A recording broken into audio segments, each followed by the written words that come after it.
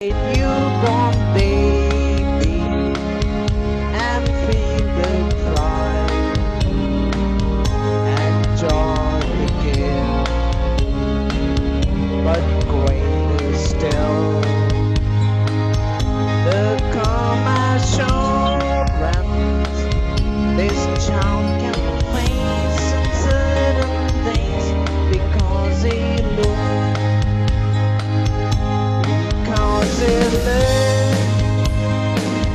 I can face tomorrow because it lives. All fear is gone because I know He holds a future and life is worth the living just because He lives. And then one day I'll cross a river, I'll find my spot, no war with me, and then as death gives way to victory, I'll see the light's glory and know He'll live because He'll live. I can face tomorrow because He lives. All fear is gone because I know He holds a future and life is worth the living just because He lives. Oh Lord, living just because He lives. Lord. Hallelujah, hallelujah. Thank you, brother. Uh, I think there was some noise. I mean, there was a droppage of music. We just want to go ahead and do the, just check that. Yeah. Uh,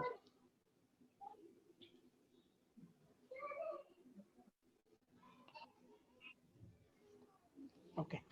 Okay, so thank you, brother, for that wonderful worship. Yeah, we move into the precious time at this point of time. So we have a speaker with us, Shekhar Polana with us. It's a privilege and honor that he's in our midst this evening. Um, it's like what do you call? We've been planning for this event for quite some time, and God has given us an opportunity today that we can all come together and spend in this time in the presence of the Lord. So with that, maybe have India. Maybe we want to quickly give a brief introduction about Shekhar before we move into the Word of God. Absolutely. Sure, Raj. So I'm so pleased to introduce Brother Shekhar, who has accepted our invitation and is in our midst right now with us. Talking about him, he completed his education, BE from CBIT Hyderabad and MTech from IIT Madras. He worked in US for a couple of years from 1999 till 2013 and currently is working as a Chief Strategy and Technology Officer associated with a bunch of companies here. About his spiritual life, he was born again in 2001 and got baptized. And about his personal life, family, he's been married to Mercy, Sister Mercy, and they both were blessed with 3 children. And right now they got settled in Gachibowli, Hyderabad. And talking about himself, he is an author and he just finished writing a book on biblical eschatology, the things of the end of the age, which has also been translated in Telugu right now. So for all the people who are, readers, you can probably Google it, check where do we have these details available. And right now, I'm so honored to invite him in our midst and as he's going to share the word. Brother Shekhar Paul, over to you. Yeah, let's put our hands together and welcome him. We are privileged and honored to have him to have us with us, brother. Thank you.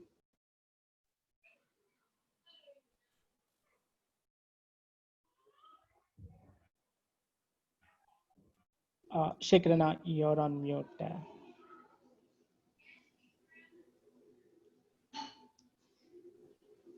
Thank you, sister, for that nice introduction.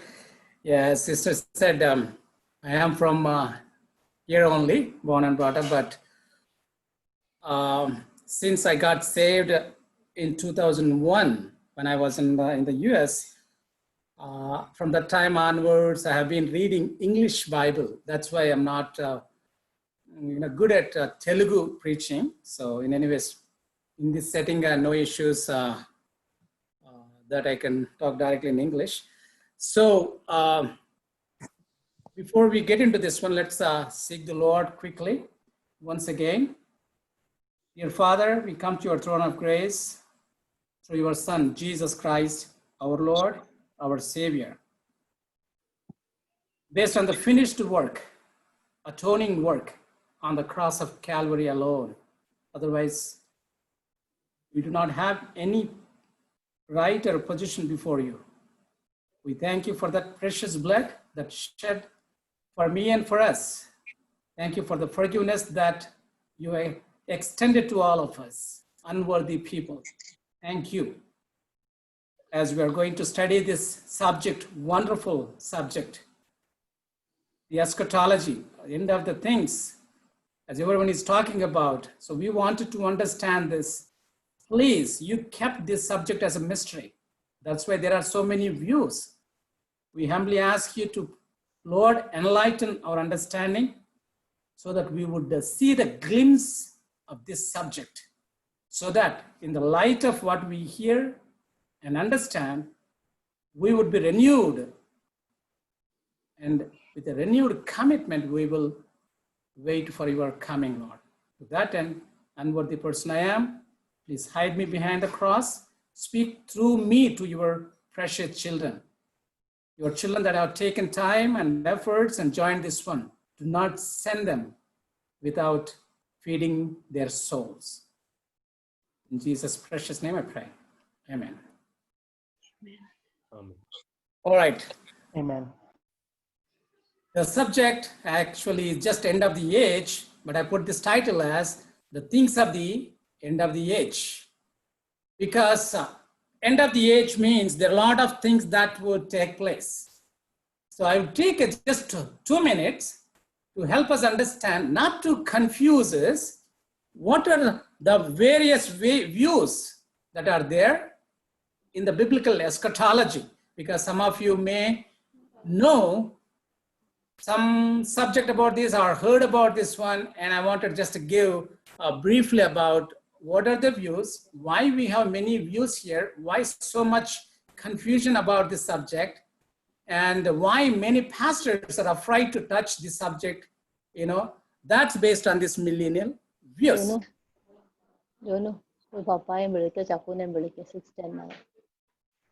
Okay, so here, coming to the millennium views, I'm sharing screen now. Already shared, right? Okay. Yes, brother, it's already shared. I can see it. Primarily, there are 3 views with respect to the millennium. Second coming means Jesus coming. Millennium means when Jesus comes, will he establish his kingdom upon this earth or not? That is the question. Millennium means 1,000 years. So we have 3 views. Number 1 is a post-millennial view, meaning the present time that we are in, from Jesus' first coming until whenever Jesus comes, that is called the millennium. It is not literally 1,000 years. What this view tells about is that, believes that during this time, first coming and second coming, the gospel will be preached in the entire world. Entire world will become Christianized through gospel preaching. And then Jesus Christ will come. That is the view that talks about post-millennial view. Post meaning after this entire world becomes Christianized, then he will come. The other one is amillennial view, meaning there is no millennium. There is no earthly kingdom at all. That's the meaning of a. So the present time we are in is the millennium in a sense, similar to post-millennial view, except that during this time, Lord is ruling in the hearts of believers. So that's it. There is no earthly kingdom that Jesus will rule upon this earth. So that is this view. And the third view is a premillennial view, meaning when Jesus Christ comes, he will establish his kingdom for 1,000 years. He will rule it, and then it will merge with the eternal state. So these are the main views. Again, within this millennial view, or before going to that, why different views are prevalent in this? The reason is the way how they have approached the scripture prophecy. If you interpret prophecy literally as a lay student, you will end up claiming this premillennial view. So those who hold on to this amillennial view and post-millennial view, they interpreted this prophecy pertaining to the Old Testament people and also the New Testament in a spiritualized way, allegorical way, not literal interpretation. That's why there are three different views. And within this premillennial view, you have, again, few different views as to exact coming of Jesus Christ. Now that we understood that Jesus Christ will come, he will establish his kingdom upon this earth, rule for 1,000 years. That's a premillennial view. Within that, is Jesus Christ coming before 7 years tribulation time, or middle of the tribulation, or post-millennium, post-tribulation, like after 7 years? That is another question. So again, if you continue interpreting the prophecy literally, you will end up with pre-tribulation view, meaning Jesus Christ will come before 7 years tribulation time. He will take a church as he promised, then 7 years tribulation will run its course, and then Jesus will literally come to this earth and then establish his kingdom. So that is what it is briefly. I don't want to confuse you further. So today, rest of my talk is going to be according to this premillennial, pre-tribulation view. Let's move on quickly. Introduction to the end times. Now we are talking about when Corona started, we started receiving a lot of WhatsApp messages saying that, we are in the tribulation, Corona is the, reason. Again, you got locust hit everywhere. And again, thought, okay, people are talking about end times, second coming, all these things. When there is a rumor again, war between Pakistan, India, or India, China, or China, some US, and all these things. Question is, are we really in the end times? It's a broader term. Or are we in the end times when we say, are we in the tribulation time? Or we are outside of this tribulation time? Because the end times is a very generic word. It carries or covers a lot of things. So whenever people are talking about end times, means that is 7 years tribulation time and then Lord's coming. That's what people meant. Okay, where do we get this idea that wars, rumors of wars, and there will be famine, there will be, this lot of things talking about this kind of things. So we got a sermon called Olivet Discourse. Jesus Christ last week before he went to the cross, he has given a sermon on the Mount of Olives, that is called the Olivet Discourse. He addressed, actually his disciples asked him a question about, Lord, when are you going to come? In the beginning, Lord himself says, they point Jesus to the temple, says, see the beautiful temple. Then Lord tells, I'm saying this, Matthew's Gospel, chapter 24, verse 2 onwards. And the stone will not rest upon another stone. And then they ask him another question, Lord, when is your second coming? When are you going to come? When are you going to establish the king? When are these things are going to take place? That's when he gives this complete discourse, what we see in these two chapters, Matthew 24 and 25. Both are called Olivet Discourse. Okay. After, people who say that we are in the end times, they immediately quote these verses. But we need to understand the context. Matthew 24, what we see like there, wars, rumors of wars, famine. What happens is we have 7 years, that is called tribulation. After 7 years, Jesus Christ comes down. I'll get into that in a moment. But that 7 years time, within that 7 years, you have this context, Matthew 24, verses 4 through end of the 25th chapter. 4th verse through 25th chapter, whole 25th chapter takes place during this 7 years tribulation time. That is the timeline. That is the context. The wars and rumors of wars and famine, what Matthew 24 talking about is within the 7 years tribulation time. So when someone says, if there is a war here, rumors of wars, that means we are in the end times, means they are saying that we are in the 7 years, already 7 years time started. So that is wrong. We are not within the 7 years tribulation time. That's number one thing that we need to understand. We are outside 7 years now. Are we close to 7 years? Perhaps yes, but we cannot say we are within 7 years time. We cannot take Matthew 24 verses 4 through 7 saying that we are in the end times. No, we are not. Locusts that are hitting everywhere is not the sign of end times. Not at all. We do not have any biblical support for that.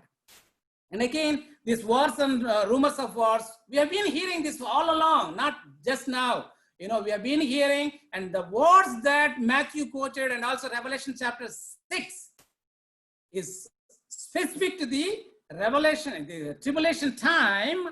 And that's when you see the ultimate rumors of these wars and real wars. We'll get into that in a moment briefly. Now, moving on to the next one, I wanted to give you the panoramic view. Now we are talking about the things of the end of the age. Now I'm giving the things of this end of the age in a panoramic view. Number one, any time from now, rapture will take place. What is rapture? Again, we'll get into that in a moment. Any time from now, rapture will take place. There are no signs attached to rapture. Wars and rumors of wars, famine, or locusts, these things are not signs for rapture. Those signs are for literal second coming. Now, immediately after rapture, all raptured believers will face the Lord, which is called the judgment seat of Christ. Judgment seat of Christ, also called Bema of Christ. Then during that 7 years time, while the raptured believers are at the judgment seat of Christ, there will be 7 years tribulation time upon this earth. So what you see here is immediately after rapture, you will have 7 years.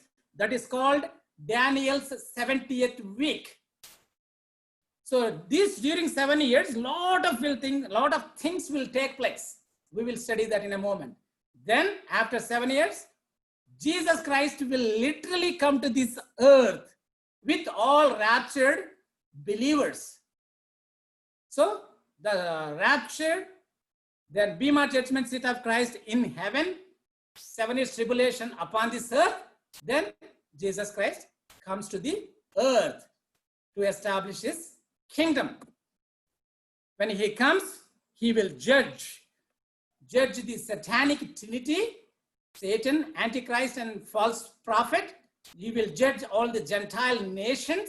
He will judge even Jewish disobedient people. Then he will establish a reign for 1,000 years called Millennium Kingdom. This is called the premillennial view, right? So millennium meaning 1,000 years. So Jesus will reign, and we will also reign with Jesus Christ for 1,000 years here. During the time, 1,000 years, there will be supper, what we are told about Lamb Supper. Then you will have another war, Gog Magog war. When Jesus Christ comes, Jesus will throw Antichrist and the false prophet into the lake of fire alive, but he will not throw Satan into the lake of fire. He will only bind him. He will be released after 1,000 years. This Satan will gather all disobedient people from the millennium kingdom, and he will rebel against Jesus Christ, the king of that millennium kingdom. That rebel, that is called the Gog-Magog war. After this war, Satan will be thrown into the lake of fire. And after this comes the white throne judgment. White throne judgment meaning from Adam through that end of this millennium kingdom, all the unbelievers that were dead, they will stand before this white throne judgment to receive punishment. And after this, examining their deeds, they will be thrown into the lake of fire based on the degree of the punishment. Hello. Yes, ma'am.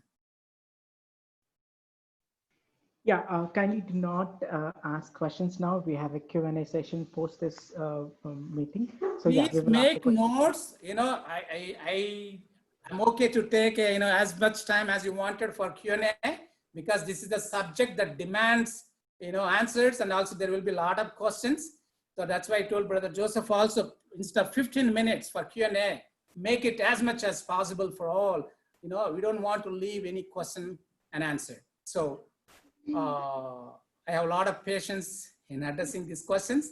So please make notes and keep all of the questions to the end. Thank you, Anna. Thank you. So after this white throne judgment, this is for only unbelievers, and all the believers from millennium kingdom directly will go to the new heaven, new earth, that is eternity. In other words, after white throne judgment, all the unbelievers will start their eternal punishment in the lake of fire.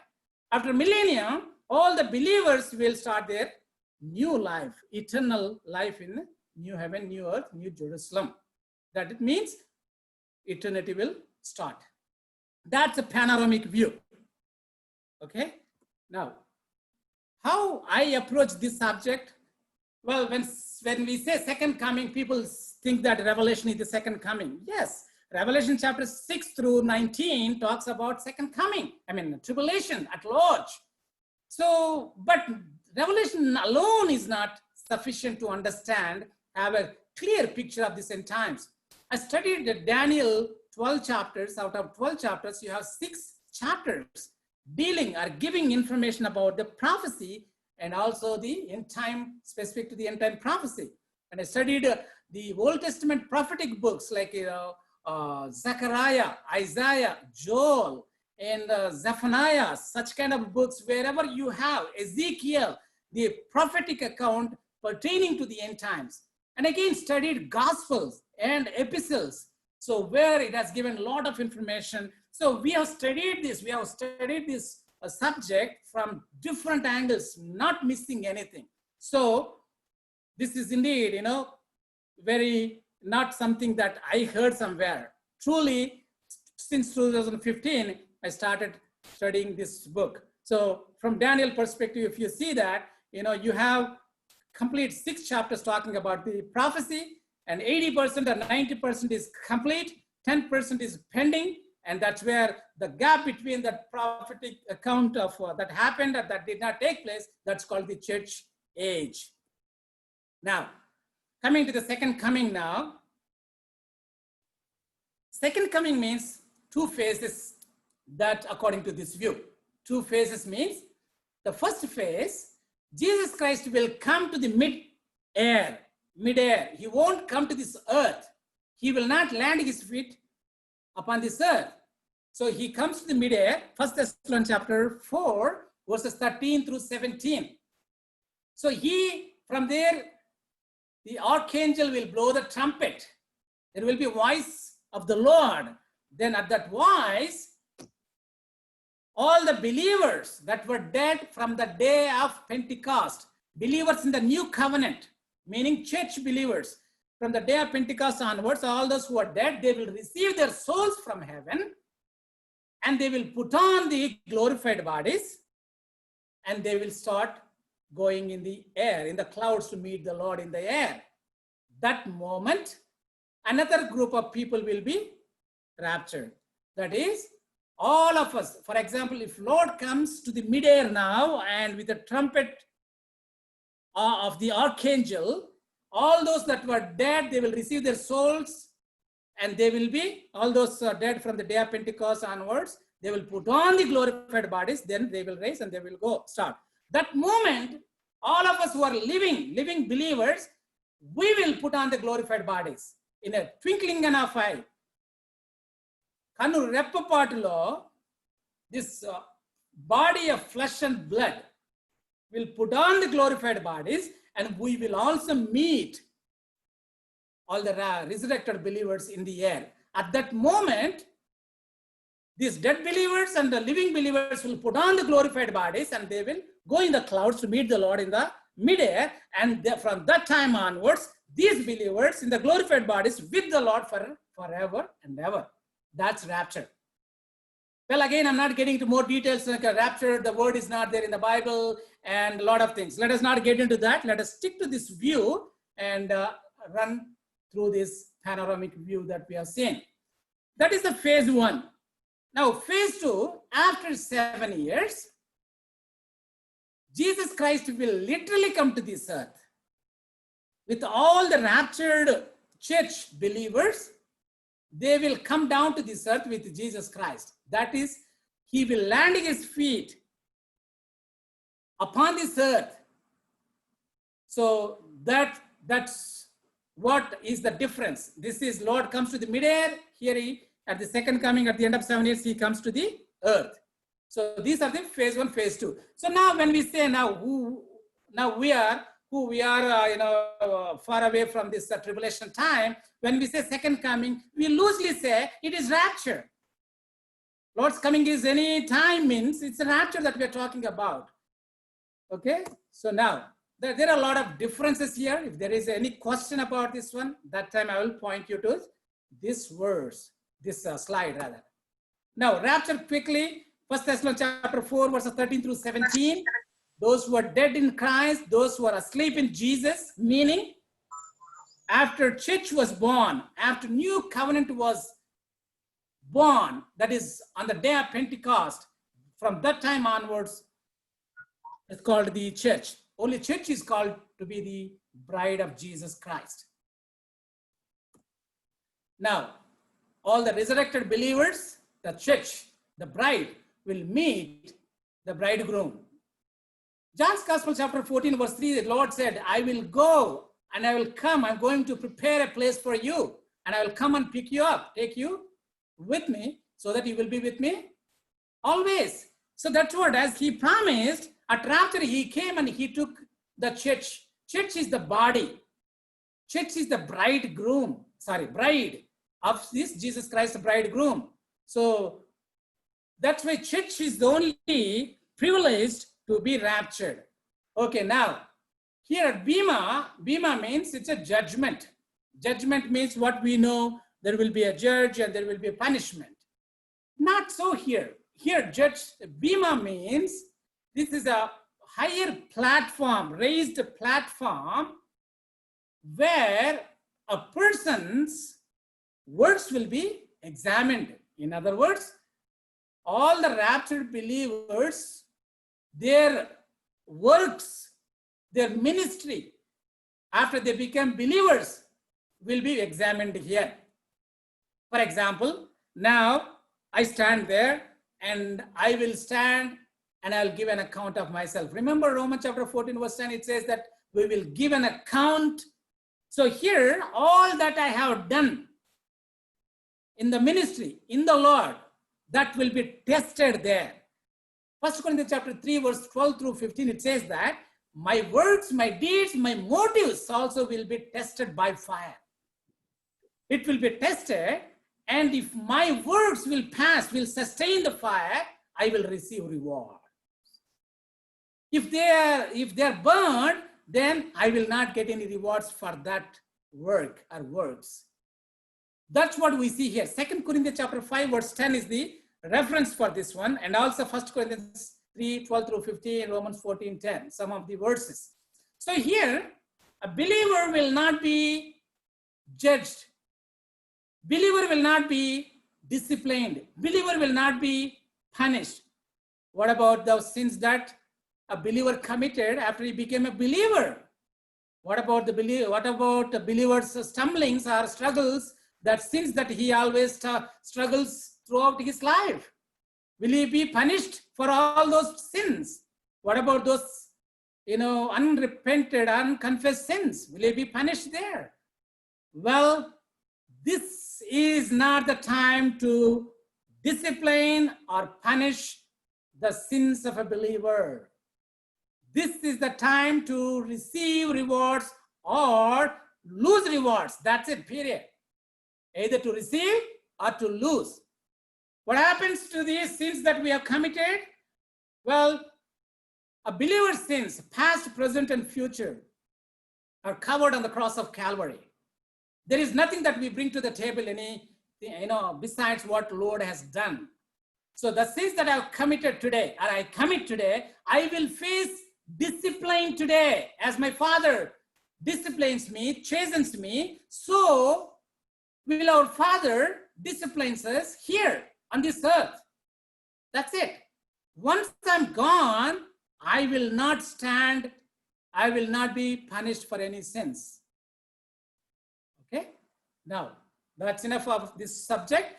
What we need to understand is, in the first place, whenever a rapture takes place, the question you and me should ask is, will you be raptured? Are you sure? Will I be raptured? Are you sure? Am I sure? That is one thing that we should make sure that we will be raptured. Confidence? Well, let me give you quickly who will be raptured. Because there is a lot of confusion. Those who are true believers, those who are genuine believers. What do I mean by true believers and genuine believers? Well, today you have what? Millions of churches, right? Lot of denominations and lot of definitions about salvation. Well, people are misled today. People are misled, not only misled, are deceived. So many people are misled or pretending to be believers and giving some false assurance to the people, Christians, professing Christians.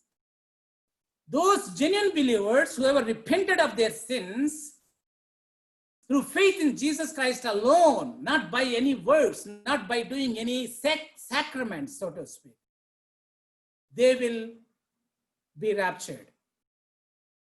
Rest of the people, though they have been part of the church, though they have been they're claiming to be believers, born into Christian families, having Christian names, if they have not repented of their sins and they have not led a life in a way pleasing to the Lord, not a perfect life, but a life that is pursuing godliness, they will be left behind. They were left behind not because any other reason, but they were not truly born again. So the question is, are you sure you are born again? How can you say that you are born again? Are you sure you will be raptured? If you say, yes, sir, I have confidence in my Lord and my Savior that I will be raptured when he comes, where is your confidence based upon? That's another question that we need to ask, because all the liberal churches that do not have proper definition of salvation are also saying the same thing. How are we different?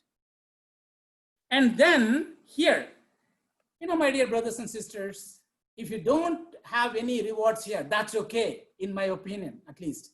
But you must stand here. That's the question. That is very important for us, because you pass that eternal judgment at least.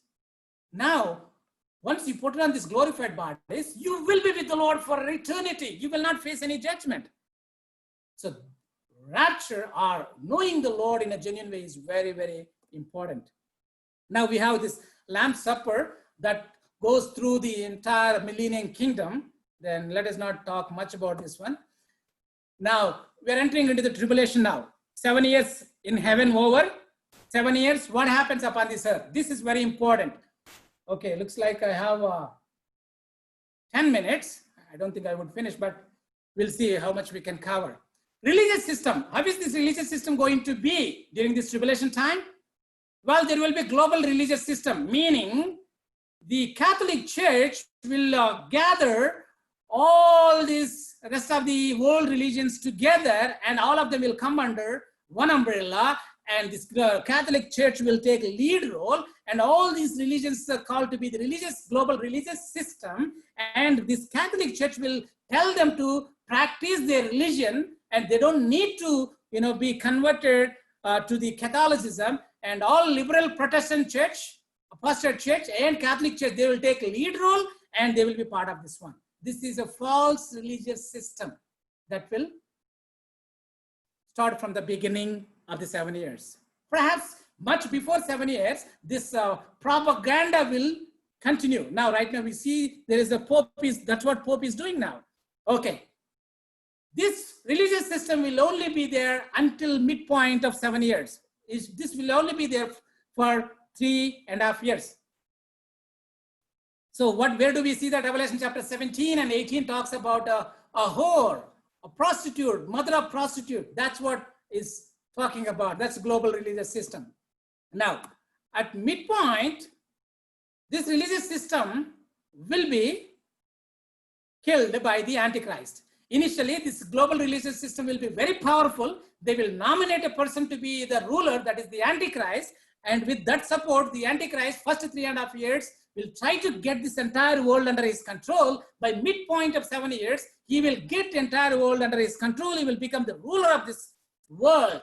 Then he will not need this religious system anymore. That moment he will destroy it and he will have his own. He will introduce himself as God, and from that time onwards, it's going to be one world religion. You see that? From global religious system to the one world religion. One world religion will not be for 7 years. Global religious system, meaning all religions of today will be there, but they will be under one group and where Catholic Church will rule. So this will be very powerful though.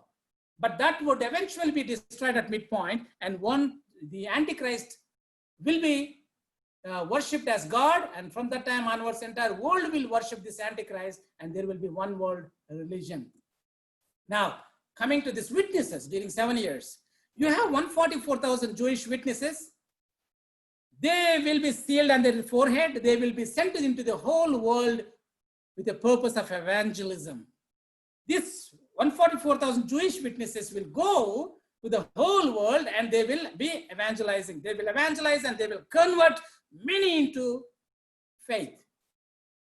And you also have two witnesses called Jewish witnesses. Their ministry will be in and around Judea, Jerusalem.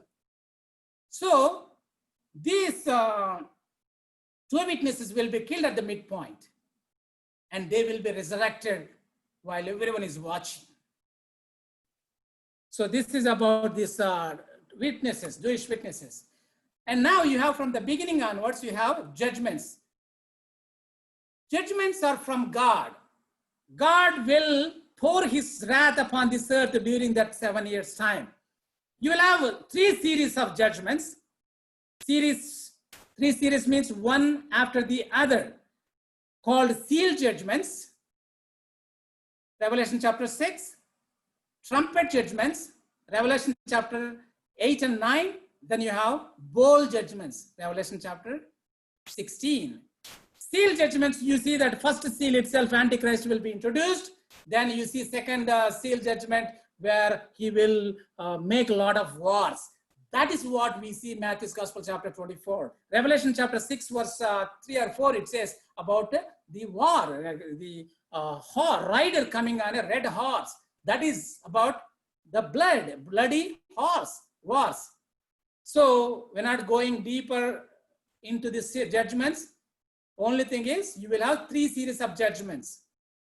Seal judgments outcome is that there will be worldwide ruler will be introduced, but he will not be the ruler from the day one, but he will be introduced, and then worldwide wars and rumors of wars will be there, and worldwide famine will be there, meaning not one famine, but throughout the world, entire world will experience famine. Then because of this one, there will be 1/4 of the population that would be dead. And then Christians, extreme persecution will be there in the first half. That is by the false religious system will persecute believers, because the genuine believers that time who got saved by the ministry of this 144,000, they will not follow this global religious system. For that reason, they will be killed. Then there will be a lot of earthquakes again and cosmic changes and all these things. They are called these seal judgments. Next comes second series of judgments called judgments, trumpet judgments. The outcome of these judgments, 1/3 of this entire vegetation of the world will be burned. 1/3 of the ships, fish, ocean get bloody. And 1/3 of the rivers and drinking water streams will become poisonous. 1/3 of the day will be shortened.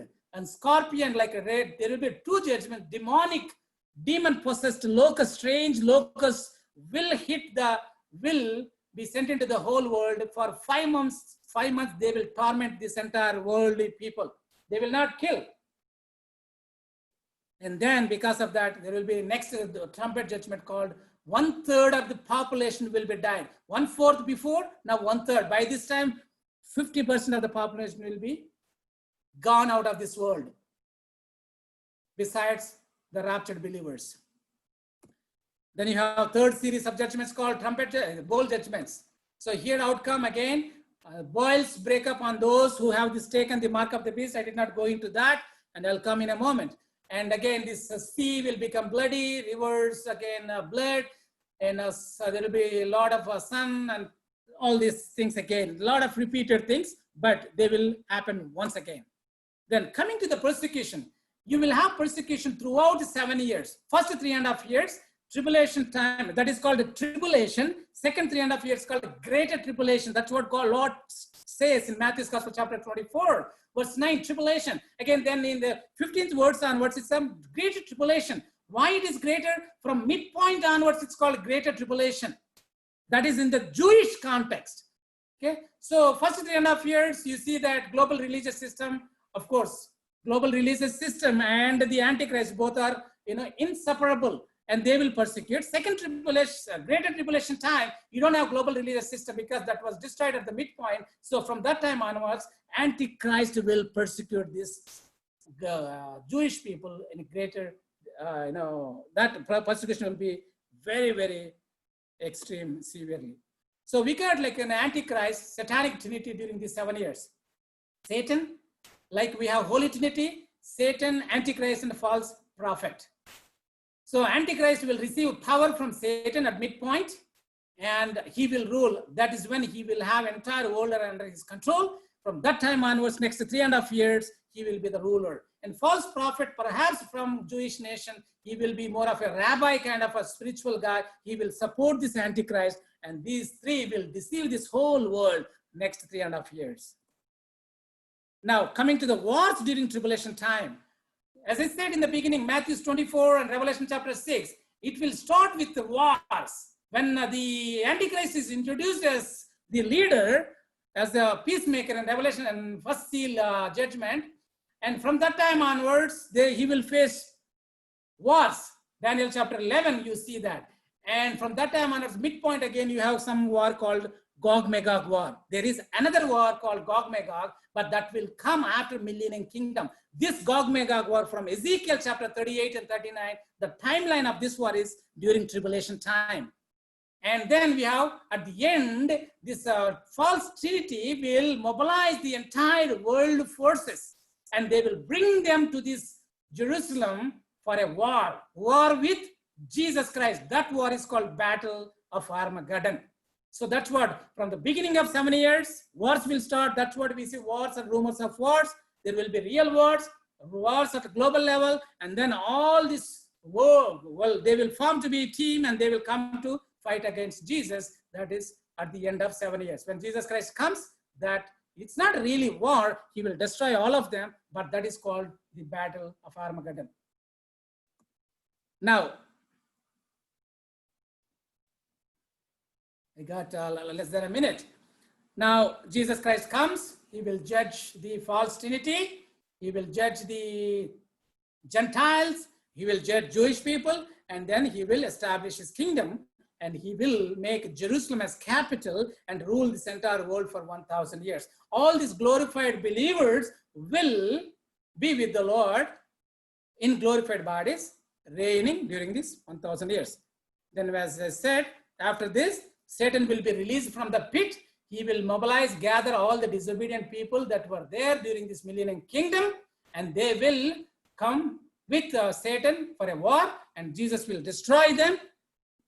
And all these people, the unbelievers that were dead from that Adam through that day, they will be raised, and they will stand before this white throne judgment, and books will be opened, and then based on what they have done upon this earth, they will be sent and thrown into the lake of fire, and they will have degree of punishment. And then new heaven, new earth will start for the believers.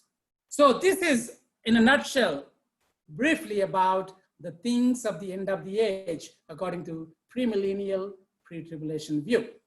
We're done with the time. Now we can open up for question and answers. Yeah, thank you, brother. Thank you so much for giving us that insights during the end times. It was very clear with that PPT representation. Thank you for that insights. So before we go into the Q&A session, I request Brother Jacob to pray for this word so that we move into the Q&A session afterwards. Over to you, Jacob, brother. Okay. Heavenly Father, thank you, God, for your time given us, Lord. Lord, you have spoke to us, Lord, very clearly, Lord. Lord, we thank you, praise you. Lord, Lord, we are living close to the rapture, Father. Very clearly, Lord, you spoken.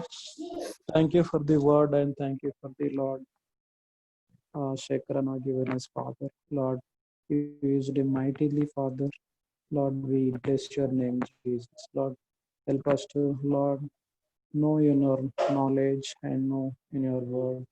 Lord, help us to, Lord, acknowledge, Lord, what is right and what is wrong from your word. Comparing your word, Father. Lord, help us know. Help us to not to fall into wrong teachings and all, Father God. Help us to grow in our faith, Jesus. We thank you, Father God. We praise you, Master, once again. We pray in Jesus' name. Amen. Amen. Thank you, Brother Jacob. Yeah, before we post the questions, a few few instructions we want to give to you. So please post your questions related to the topic so that we don't deviate from what we heard.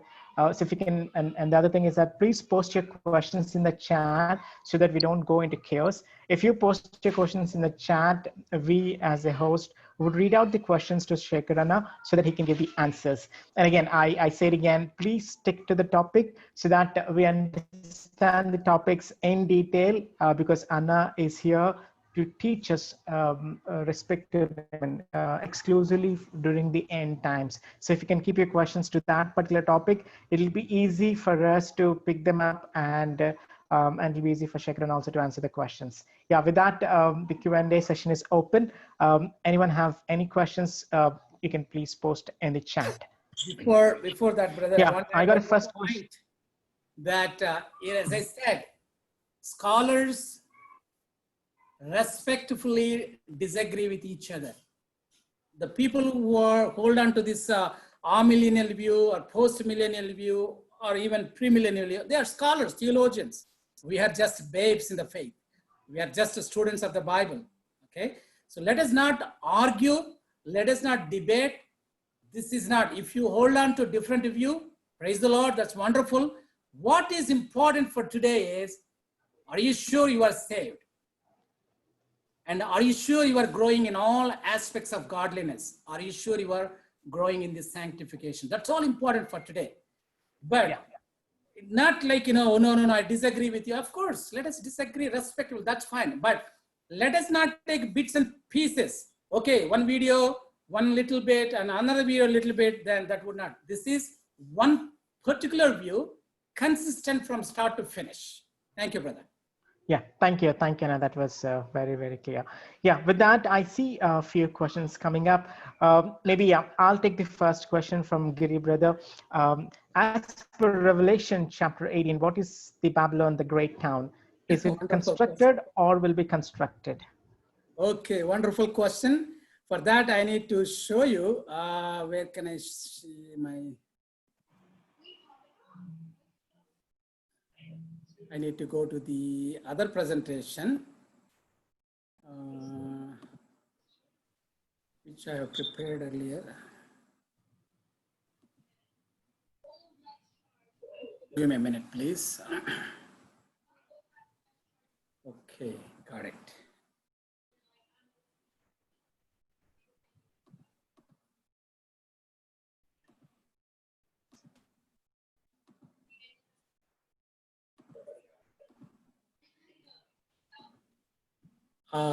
What is the name of the brother that asked that question?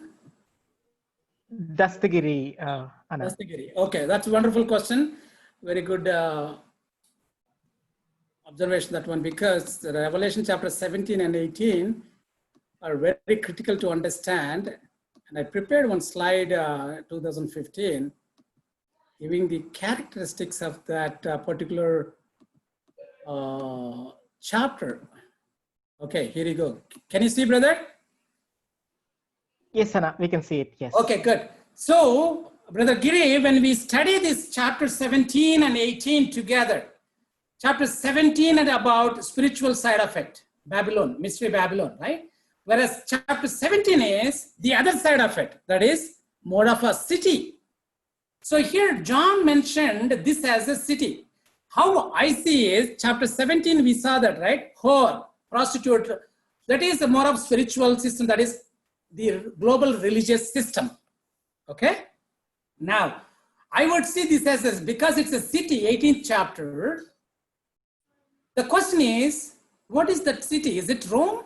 Or really Babylon, modern Iraq? Or maybe some, Jerusalem, which may pop up during the end times? Or Mecca? Or even USA? I studied, I put this table, what you see on the screen. I took all the characteristics of this 18th chapter. I put them in the column 1, and then trying to match with the cities that are there today. These are the primarily 4 or 5 views that are prevailing. Here you see that MacArthur believes that modern Iraq is the city that 18th chapter is referring to. Warren Wiersbe believes that it is Rome. Again, these are great scholars, okay? And some believe that eschatological Jerusalem, not today's Jerusalem, what you see, maybe in a different, geographically different Jerusalem that time. But you see that comparison. I put them before you. And I would think, though, I refer to MacArthur's thing, a lot of things, but I would believe that this is going to be Rome. Because you see that Rome, the Vatican City, because 17th chapter is what? Spiritual system, right? Spiritual system headquarters is what? Obviously Rome, where Catholics, Catholic Pope is in Vatican City. When that is the city that is burned, and it will be burned in the 18th chapter by God, because one more reason I would give you why it is Rome. Antichrist will come from Rome. Daniel chapter 2, Daniel chapter 7. Little horn from Daniel chapter 7. If he comes from Rome, he will keep Rome as his capital. He will not keep some other city as his capital, number 1. If Catholic Church is the church that is mobilizing these all world religions together under one global religious system, Catholic Church will have Vatican City as capital for this religious system, but not some other city. Whether you see from politically or from spiritually, Rome makes perfectly sense for me. Make sense, brother? Yeah, next question, please. Yeah, thank you. Thank you, brother. Yeah, I have another question from Jyoti Vijayan sister. Sir, how will I come to know that Lord Jesus has accepted me as his own and all my past sins are forgiven? Because of the sinners, I'm a worse sinner. So how can I come to know that Lord has forgiven me? Yeah, wonderful question, Amma. I really appreciate and your boldness and your courage to open up such question. I understand that this question may not be for you, but for all of us, not necessarily for one person. Yes. Well, when we put our faith in Jesus Christ, genuinely, wholeheartedly, when we have repented of our sins, genuinely, wholeheartedly, right? That's when we got saved, period. We did not bring anything to the table except our sins, right? So, but when we believed in Jesus Christ, when we asked him, Lord, please be merciful to me, a sinner, that's when he took our sins upon himself. You know what? Not only he took our sins, he gave, when he took your sins, he also gave you something. What is that? He gave you his righteousness, meaning he forgave your sins, and at the same time, he gave you his righteousness. Romans chapter 4, verse 5 says that. In exchange to your sins, you have given your sins, he has given his righteousness. Therefore, at salvation, the moment when we are saved, that moment, a lot of things happens. Number one, we, by faith, faith comes by hearing God's word. Romans chapter 10, verse 17, right? How did I get faith? He gave me faith. He caused me to be born again. I was dead in sins and trespasses, right? Ephesians chapter 2, verse 1. If I was a dead person, how can I hear God's word to be saved? It is God who did that. Because he did that, he would not leave us alone. He would not let us, lead our life and keep our salvation. So when we believed in Jesus Christ in genuine way, confess our sins to him, that is when you are saved. And what is the proof that you are saved? What is the proof that that faith and repentance is genuine? Rest of your life will tell you. Rest of your life does not make you pure and perfect and holy. Not that you would always be thinking about God, but you will not pursue the things that you have, you used to pursue. You will not enjoy sinful things that you used to enjoy before. You will strive to be holy. Or when you stumble and fall and yield to temptation, commit sin, you don't enjoy it, even though you willfully yield to it. That is called the war within a believer. War. Galatians chapter 5, verse 17, I suppose, it says that there is a war within a believer, right? And 1 Peter chapter 2, verse 11, Peter also says that there is a war between a believer, within a believer, war between flesh and the spirit. So that is the sign. The second thing is there should be fruit. Fruit means what? Fruit of the spirit. Okay, if I'm joyful, pretending to be joyful, even though there is so much going on in my life, that's not true joy. Not necessarily fruit of the spirit that we hold, and fruit of the righteousness, fruit of the light. Am I enjoying sin in my life? If I'm enjoying sin, there is a problem. In this context, maybe, if another question comes, I will elaborate on this one. 1 John chapter 1, verse 8. 1 John 1, verse 1 John chapter 1, verse 8, verse 10, chapter 2, verse 1. And this is what I'm saying, okay? Believers, this addresses one of the things I mentioned. What about ongoing sins of a believer, right? 1 John 1, 8 says, if I have no sin, I'm deceiving myself, truth is not in me. 10th verse, if I say I have no sin, I'm making a God a liar, and the word of truth is not in me, right?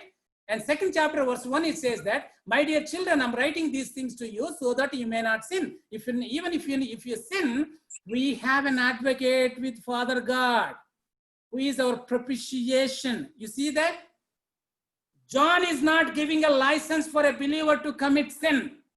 But John is clearly telling us that our Lord is aware that we are in this lustful flesh. He is aware that we will stumble. If you see that, John is also including himself in that 1 John chapter C. That's a believer's context, by the way. It is not unbeliever's context.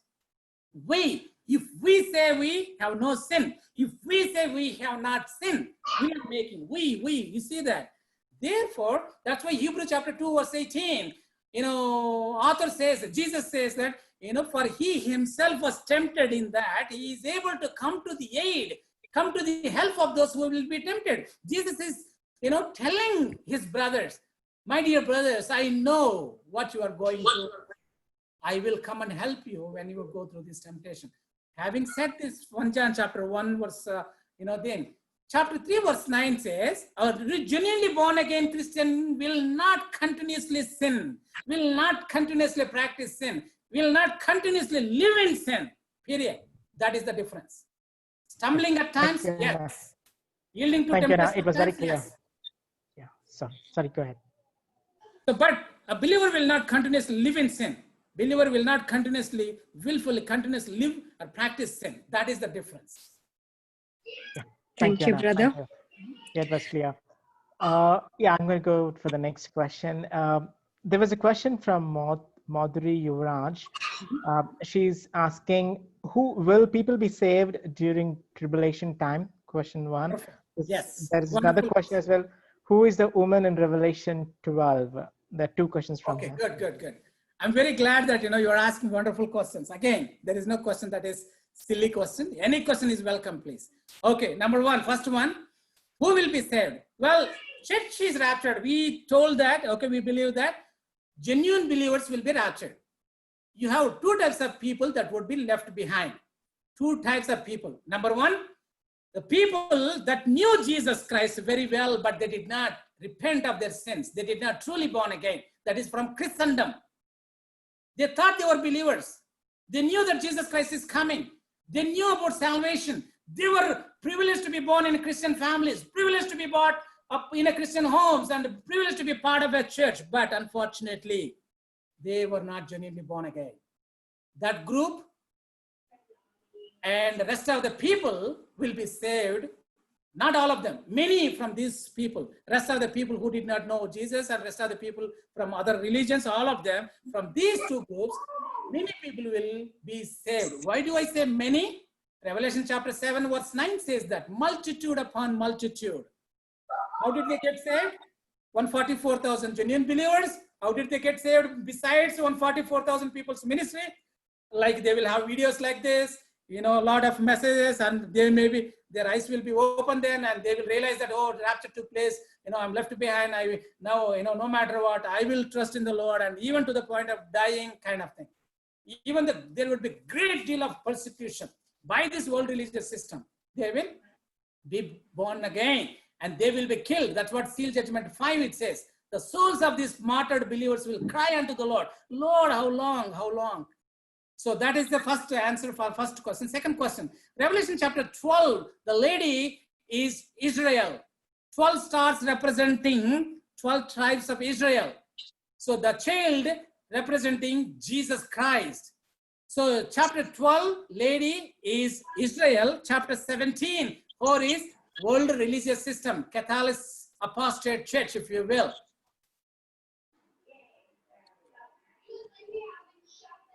Next, please.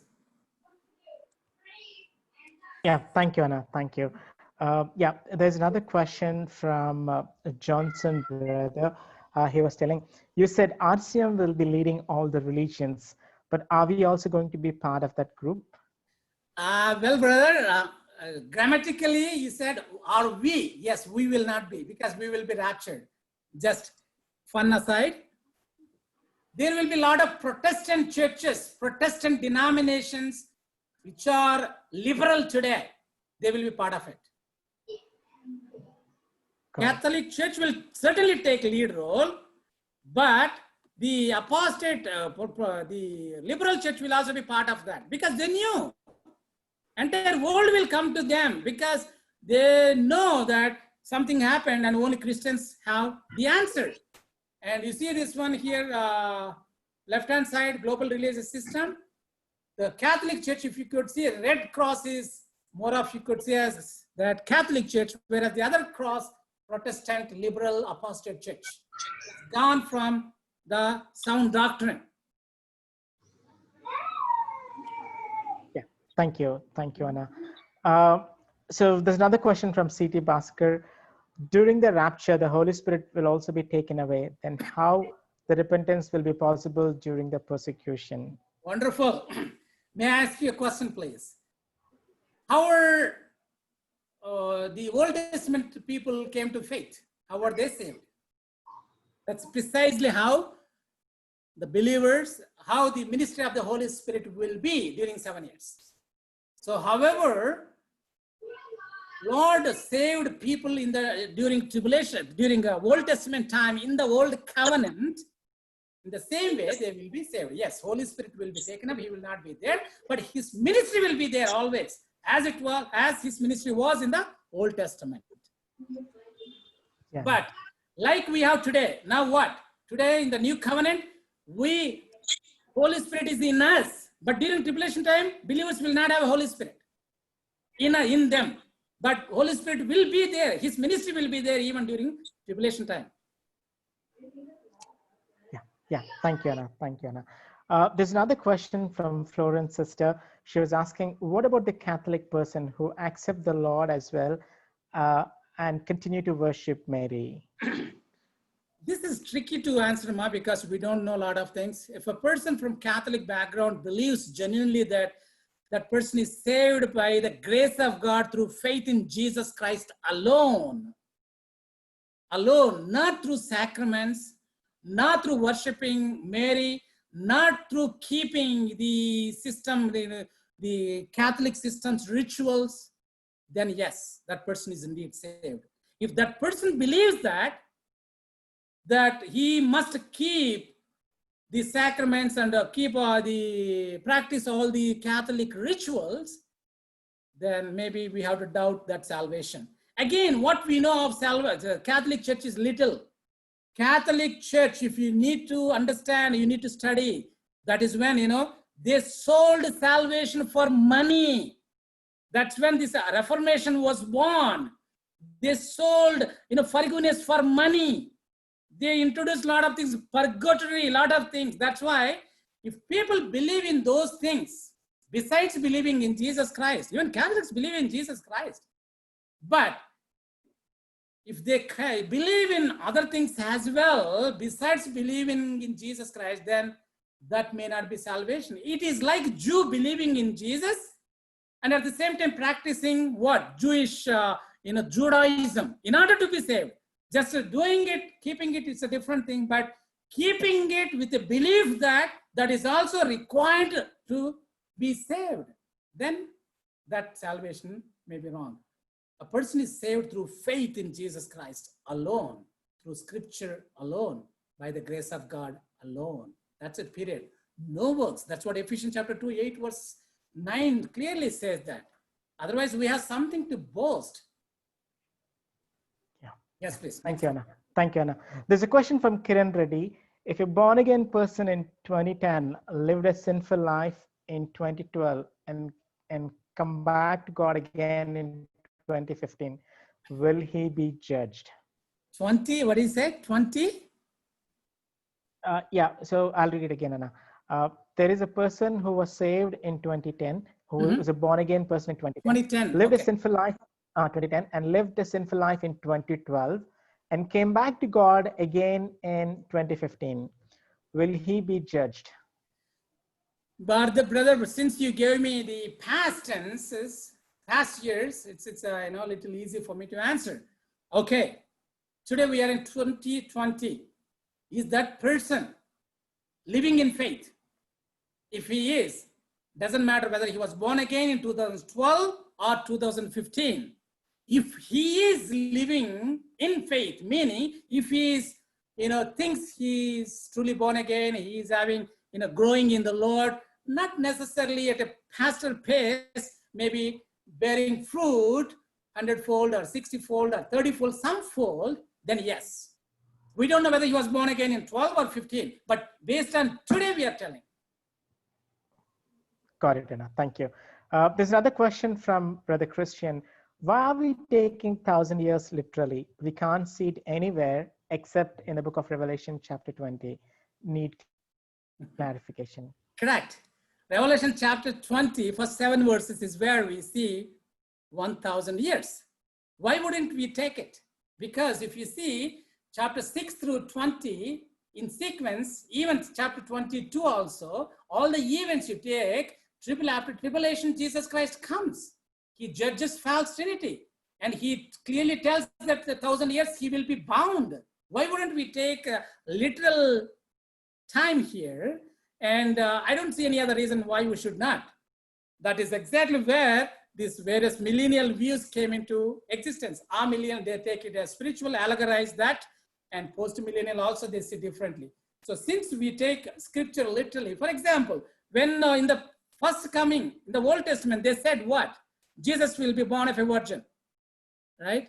And he will, that's way, you know, there, we literally interpreted the scripture there, and so it happened literally. And same way, you know, we continue to interpret scripture and prophecy literally. For example, I'm a lay student. I did not do theology, and I approach the subject, our Bible, and I read it. This is what I understand.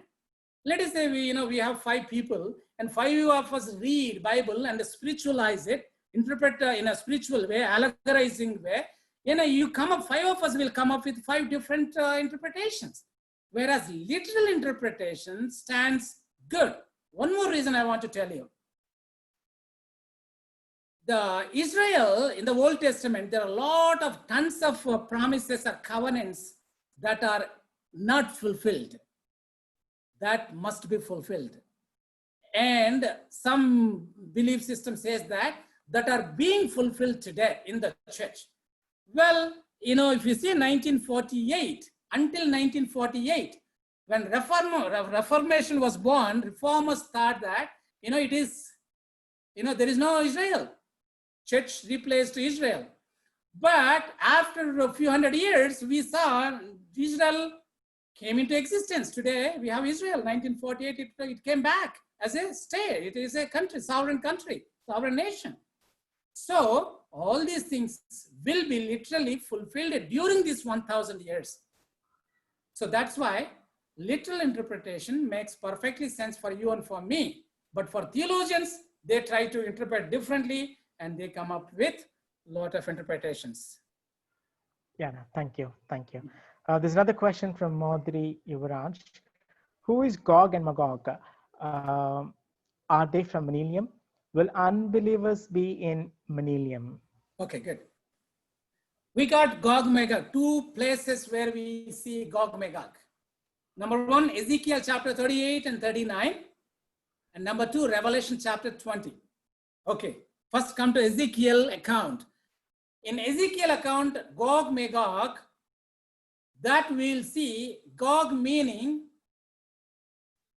a person, Magog meaning a land. So Gog here may be prince of this location, Magog. So what scholars believe is that it is Russia. If you see Ezekiel chapter 38, read that there are certain nations that would be part of this alliance. So Gog here is the leader of that, the confederated nations that come against Israel. And that war is called Gog-Magog war. So what will happen is when the Antichrist will not be Antichrist, but for our terminology understanding, I'm saying that Revelation chapter 6, first seal judgment, he will be introduced. Even if you recall Daniel chapter 7, we have a little horn that will come up among 10 horns. 10 horns are the Roman Confederacy, 10 nations. Out of that, he will come. This little horn will come. So, this little horn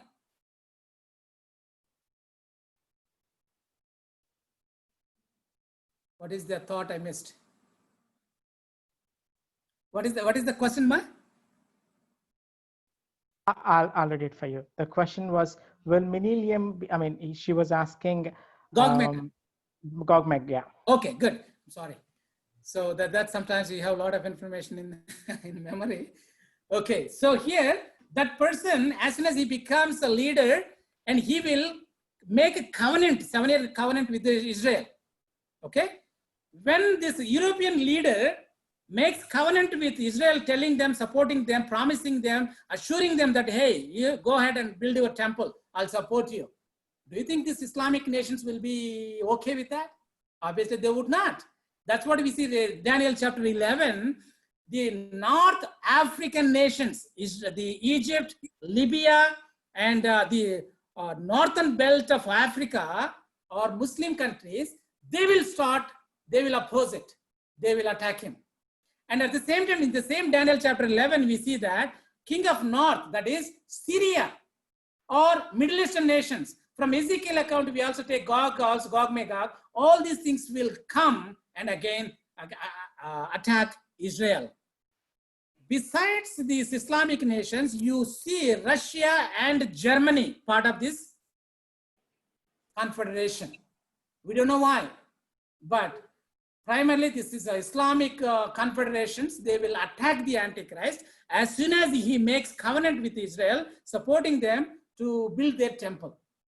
So this Gog, to answer the question, is a person, maybe Russian ruler of Russia, and confederation, all these Russia, Germany, Turkey, Iran, Iraq, all these Syria, all these nations, Islamic nations primarily, and also Germany and Russia. Yes, please. And coming to the other Gog Magog in Revelation 20, that will take place after 1,000 years. And there it says that people from throughout the world. Okay, there is another question attached to this one, right? Okay, where did we get people? What happens is, please listen to me here. This is very little confusing. When Lord Jesus Christ comes literally after 7 years, before that I want to make one point. I told you that only church will be raptured before 7 years at rapture, correct? What happened to the Old Testament believers? After 7 years, Old Testament believers and tribulation time believers that were dead and martyred, these two groups will be raptured resurrected at the end of 7 years. Clear? First, before 7 years, only church, the body will be raptured. At the end of 7 years, Old Testament believers and tribulation time believers will be resurrected. Now, when Jesus Christ comes, all the raptured church believers, Old Testament resurrected believers, tribulation time resurrected believers, all of them in glorified bodies will come with Jesus Christ. Now, when Jesus Christ comes, you have two types of people on this earth. Two types of people. People one, if we have to say in biblical terms, two types means Jewish ethnic and Gentiles. Jewish and Gentiles. Okay. Within Jewish, you have believers and unbelievers. Within Gentiles, you have believers and unbelievers. When Jesus Christ comes to this earth, a lot of people are already dead during tribulation time. From the judgments, you have very few people. Jesus will separate first within Jewish people. He will gather all Jewish people that were scattered throughout the whole world. Scattered when?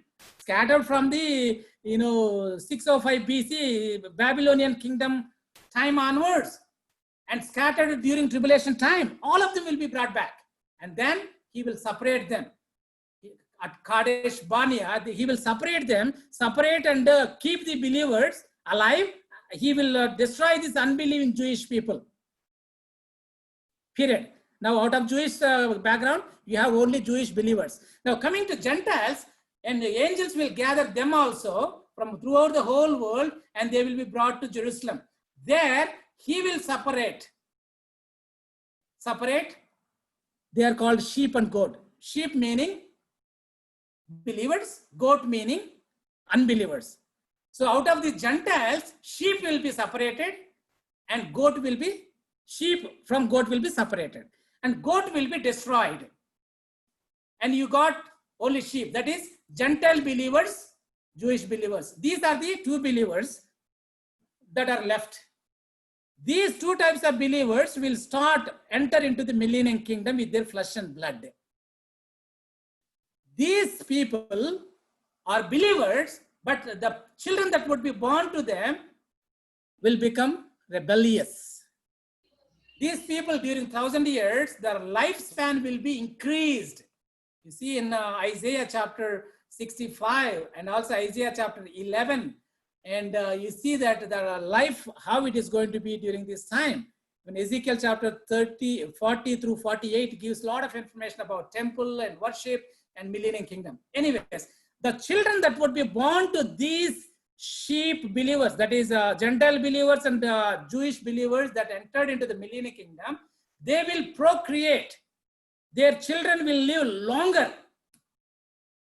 And now, today we have 3 enemies. Enemy 1, Satan. Enemy 2, world, satanic world. Enemy 3, flesh. So during this 1,000 years, enemy 1 is bound in the pit. Enemy 2 is worldly system is wonderful because king of this world is Jesus Christ. You don't have 2 enemies, you have only 1 enemy, that is flesh. So the children that would be born to these first generation believers that came from tribulation time, the descendants will become unbelievers and rebellious.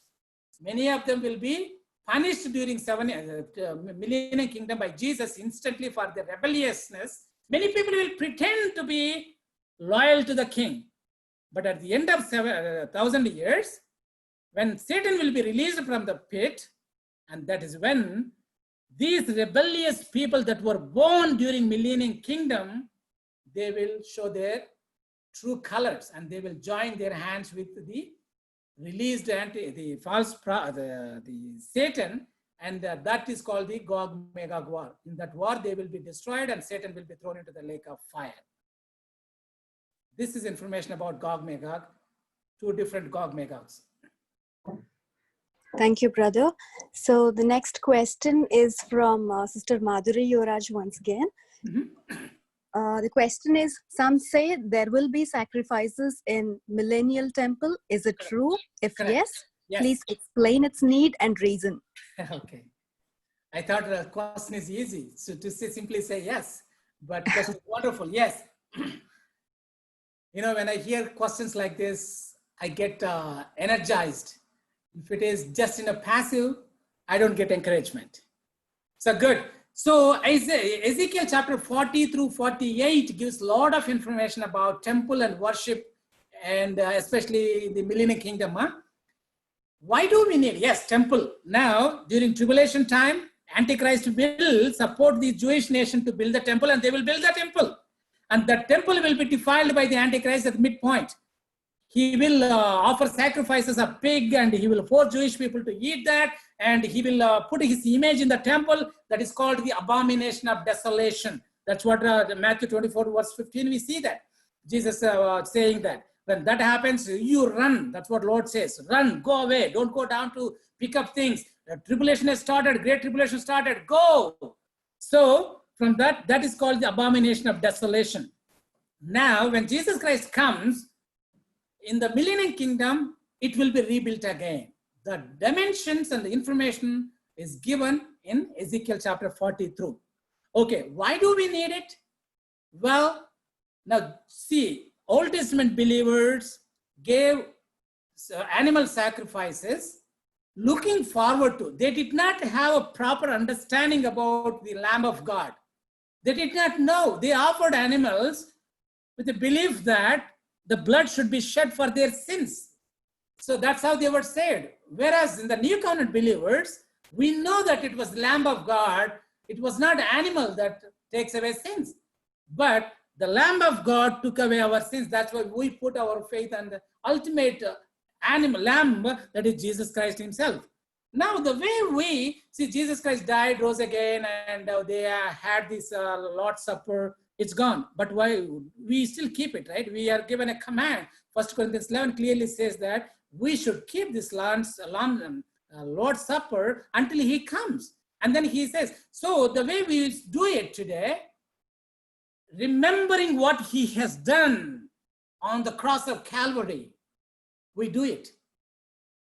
In the same way, the people in the millennium kingdom, looking backward to this Lamb of God, the atoning work that Jesus Christ, the Lamb of God, did on the cross of Calvary, with a true understanding, true meaning, with the true joy, they will offer sacrifices. Not for any other sins, not that those animal sacrifices will be taking, any sins away, but true understanding, true meaning.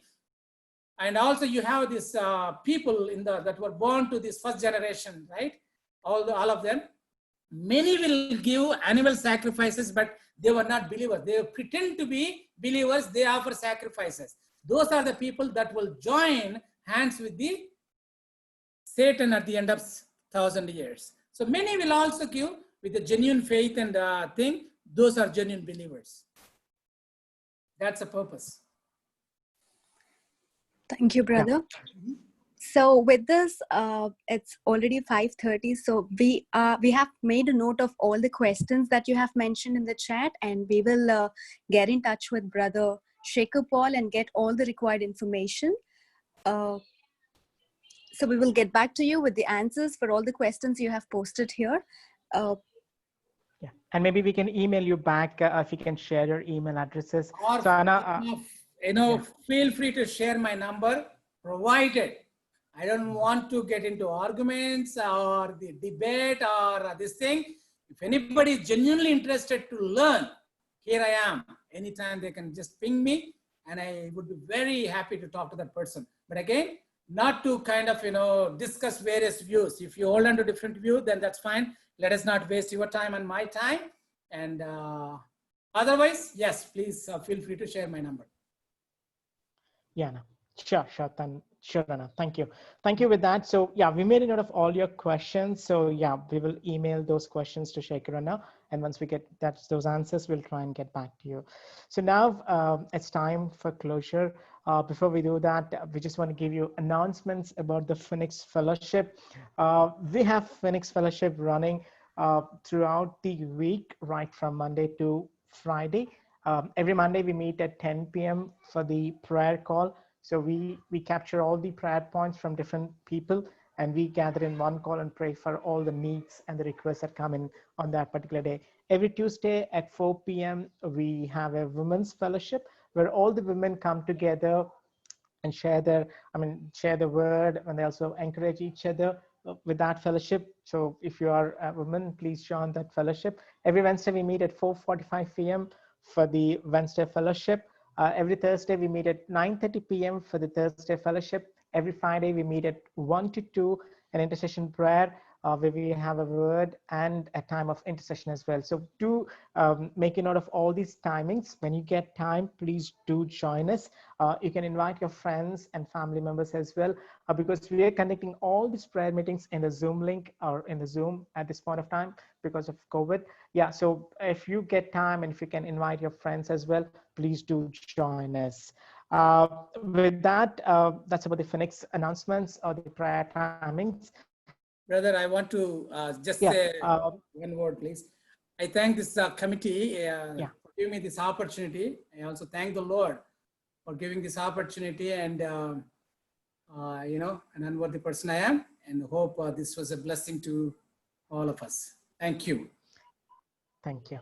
Thank you. Thank you very much, Sankara. And we are privileged to have you, Anna. It was really good for us to learn about the end times. Many of us would read Revelation, but we don't understand it very straight like other books like Psalms. But yeah, giving an insight will help us to understand in deep what's going to happen at the end times and how the second coming is and all of that. So thank you, Anna. It's a privilege and honor that you're in our midst. We take it as a honor because you have accepted our invitation and come to us to help us out to teach about the end times. We're looking forward, maybe when we get more time, we will get in touch with you so that we can have an elaborated session where you can teach every topic in detail, which can make us which can give us more details about the end times. Thank you, Anna. Thank you. Thank you. I also want to thank all the Phoenix family members, especially Joseph Anna, who has taken time to organize this event. Truly, it's a privilege to conduct a mega events like this. It's not easy that you can conduct a meeting just like that. It requires a lot of time, effort, planning, and then organizing things. So I really thank Joseph Anna for making this work. And there are also many of our soldiers working at the back end. There were people who are creating PPTs to make this presentation viewable to everyone. I thank Shravanti for doing that. I also thank Shravanti for hosting this call, who has got the licensed version of Zoom to make this program without any, what you call, challenges of cutting it off after 40 minutes, because the license, if you're using an unlicensed version of Zoom, the only time that we have is 40 minutes. We thank Shravanti for buying a licensed version for us. And we also thank Kiran for making a poster and doing the publicity. Truly, we cannot bring in people unless we do the publicity and tell them what we're talking about. So thank Kiran as well. So also thank for the people who are joining and organizing this, who has done the press, who has done press at the back end for making this event a successful one. Truly, it's an amazing thing to conduct these prayer meetings and invite all of you. So we are also looking forward to have more of meetings like this, so that you can invite your friends. We can look deep dive into the topics which we don't understand by reading straightforward. We can get expertise advice, so that we can learn the word of God in deep, and then help us to grow more in the Lord. Thank you enough for that. So with that, I think we've come to the end of the session. I know we are over the time, but I'll not take much of the time. So I want to close this meeting with a closing prayer. So we have Johnson with us to do the closing prayer. Johnson. Yes. Well, I also have one more announcement here. For all the people who have joined, there is also a survey form that we have pasted, the link of it pasted in the chat. Please feel free to give us feedback on the session that has been conducted, and if you really wanted to look forward for more sessions like this. Over to you, Johnson, brother. Yeah, thank you, Vindhya. Thank you so much. Thank you, Anna. Thank you, everyone. Let's look into the Lord. Gracious Heavenly Father, Lord, thank you, Lord. Thank you, thank you, thank you, thank you. Thank you so much, Father, Lord. Thank you for everything what you had done on the cross of Father, Lord. Thank you for sending your servant of Father, Lord, to prepare us, Lord, for the end times of Father, Lord. Lord, we are having a hope, Lord. We are having a grace, Lord, and we are having you, Lord, that we are coming to you, Father, Lord. Thank you so much, Father, Lord. Bless your servant, Father, Lord, mightily, Lord. The call is very clear, Father, Lord. Be strong and courageous, Father, Lord. Yes, Lord, you strengthen him, Lord. Make him strong and courageous, Father, Lord, so that he can stand strong and lead many a people, Lord.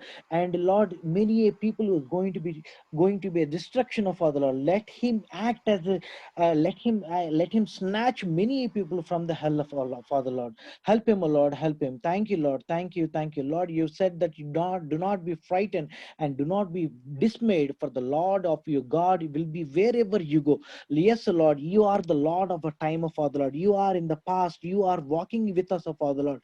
And Lord, go forth, Lord, in the future, Lord, and set the times, Lord. And at the same time, Lord, you be with us, Father, Lord. Help us, Lord. Help us. And Lord, prepare our hearts, Father, Lord, for the upcoming days, Father, Lord. As the days are evil, Lord, teach us, Lord, to number our days, Father, Lord. And at the same time, Lord, give your word, Holy Spirit, God, direct us, Lord. And Lord, don't allow any one, Father, Lord, to fall in the words of a false teacher, Father, Lord. And Lord, open our hearts and the minds of Father, Lord. And we want to be like a Bereans of Father, Lord, to learn whatever we had, Lord, and go back to our homes and teach and read again, Father, Lord. Help us, Lord. Help us. Thank you, Lord. Thank you, Lord. Lord, I'm committing your servant in your hands, into thy hands, of Father, Lord. Bless him mightily, Father, Lord, and let your face fall upon his fall, and let your countenance be in him, O Father, Lord. And Lord, bless mightily, O Father, Lord. And Lord, I'm committing each and everyone in the fellowship of Father, Lord. Lord, whomever has didn't enter, Lord, have mercy on them, O Father, Lord. And Lord, speak to them, O Father, Lord. And Lord, I'm committing everyone into thy hands, O Father, Lord. You meet them at your appointed time, O Father, Lord. And at the same time, Lord, till you come, O Father, Lord, prepare our hearts, O Father, Lord. Thank you, Lord. Thank you, Lord. In Jesus' mighty name we pray. Amen. Amen. Amen. Amen. Thank you, Johnson. Yeah, thank you, Anna, Shekhar, Anna, for joining us this evening and helping us to learn about end times. So once again, we want to let you know there's a server link that we shared in the chat. Please do take time. It'll not take much of your time. There's just 5 questions. You just need to click the radio button and submit it.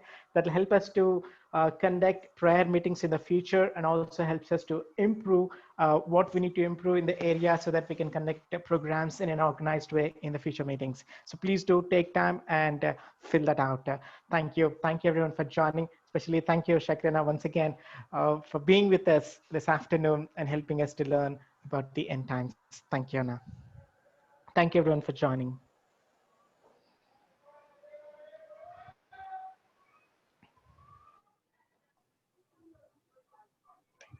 Thank you.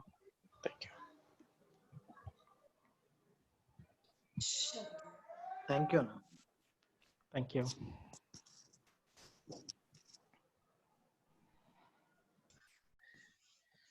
Shekhar, Anna, thanks a lot, Anna, for taking the invitation and explaining in detail. Thanks all.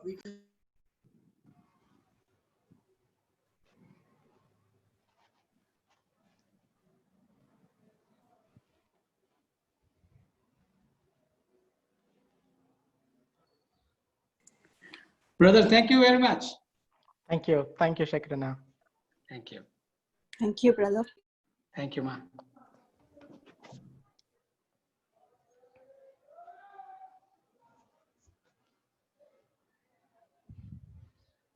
I think many people want to listen more from you, Anna. Still. Yeah. People doesn't want to leave, I think so. Yeah, yeah.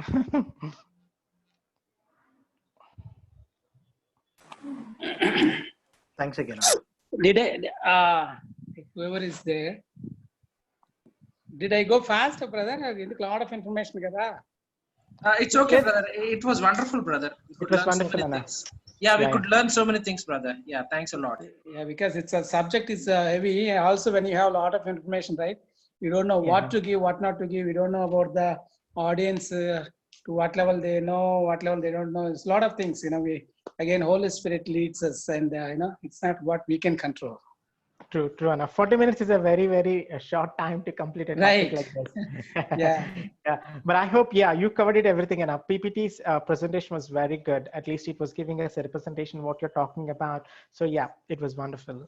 Yeah. Thank you, praise. I think for each slide you need 40 minutes, and I believe. Correct. No, Correct. you are precisely right. I have, for Yeah. example, rapture means I need at least 50 minutes to just address that.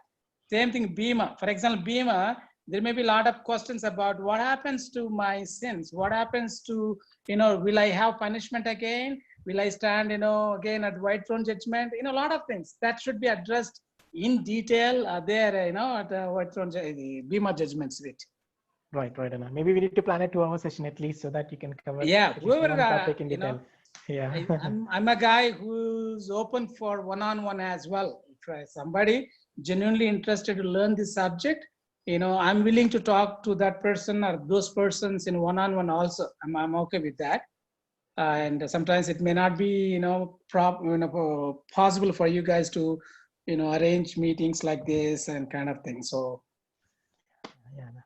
But thank you very much. Yeah, true, Anna. I mean, that's wonderful. Yeah. All right, brother. Thank you very much. I'm exiting Thank now. you very much. Yeah, thank you. Thank you. Thank you all. Thank you all. So we're also closing the meeting. Thank you everyone for joining us.